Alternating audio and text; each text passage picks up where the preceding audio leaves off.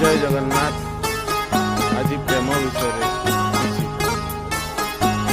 ଆଜି ମା ପୁଅ ଭାଇ ବନ୍ଧୁ ସାଙ୍ଗସାଥି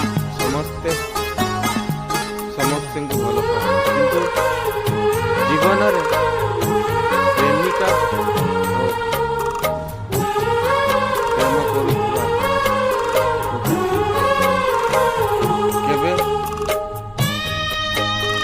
ଠିକ୍ ଦୁନିଆ ଭାବରେ ଭଲ ପାଆନ୍ତି। କେବଳ ସାରା ଦୁନିଆରେ ଏତେ ବଡ଼ ନିଶାରେ ଝିଅମାନେ ଏତେ ନିଷ୍ଠୁର ହୋଇଯାଆନ୍ତି,